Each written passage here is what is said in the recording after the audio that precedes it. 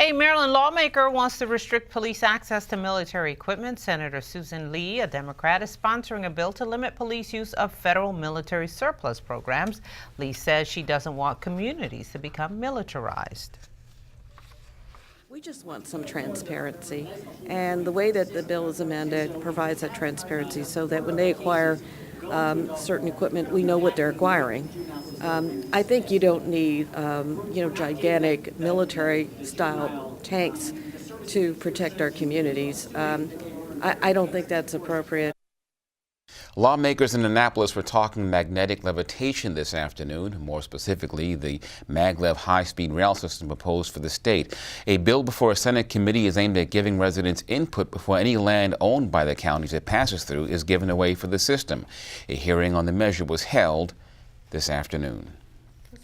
This will be a very costly thing. It'll be, I think, $50, $100, $150 just to get to Baltimore. You'll get there in 10 minutes instead of 40 minutes. But at the same time, it's going to disrupt lots of communities. They're going to have to tunnel. They're going to have to affect lots of neighborhoods and communities and green space. And I think it's a bad idea, actually. This isn't about mass transit. It's about lobbyists and the 1/10 of 1% who can get to the next city at a more faster rate. When women come together and share their wealth of knowledge, anything is possible. That's the message from the Women Elevating Women Conference in College Park today. Panelists discuss the challenges they face as female entrepreneurs and how to tackle those issues. Business CEO Betty Hines says she wants to inspire women to be courageous in their professional and personal lives.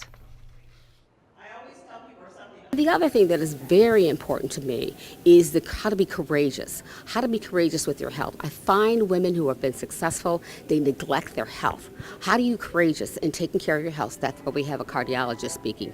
How are you going to be courageous with your finances? Once they start making that income, I don't care if it's $250,000, million, 500 million, or a couple billion. How are you doing? What are you doing to be courageous in making sure that you do something with your finances so there's a legacy for your family? A new warning from AAA. Be extra careful when you see emergency vehicles on the road. At least 11 people were killed and 53 injured throughout the metro area in crashes involving fire trucks between 2010 and this year, according to AAA. A spokesperson for the organization says the reason for this is that there are many drivers who are distracted out there. He adds that this is a problem that is often preventable. People say, I don't have time because I'm so busy. I have to be at a certain place at a certain time. I'm going to ignore this emergency vehicle. And we see that every year in this country, almost 100 people are killed in crashes involving emergency vehicles. The problem with this scenario is that in many cases, when the lights are flashing and the sirens are blaring, that emergency is rushing to either the scene of a crime or to the scene of an emergency where lives may be hanging in the balances. And the inaction, poor reaction, or wrong actions by motorists could not only cause a crash, we could cause a life to be lost because the emergency vehicle did not reach the scene in time. A local organization is working to protect a vulnerable age group from fraud. The Juanita C. Grant Foundation hosting a fraud awareness seminar at Oxon Hill Library this morning. Speakers included law enforcement experts. Organizers say the 50-plus age group is particularly susceptible to scams.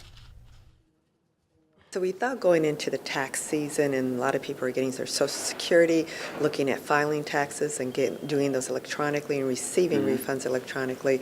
This would be a good time to look at fraud as far as electronics, looking at how you can be more secure in receiving your Social Security, banking, and all those issues that affect the 50-plus group, particularly because it seems to be vulnerable to schemes, especially those perpetrated on the email process or text or by phone. 3 Prince George's School Board members are accusing CEO Dr. Kevin Maxwell of giving large unauthorized increases to several central office employees. This on the heels of a recently rejected proposal to increase teacher salaries. Now, the 3 members are calling on County Executive Rushern Baker to take immediate action on the issue. We spoke with Baker this morning shortly after his State of the County address.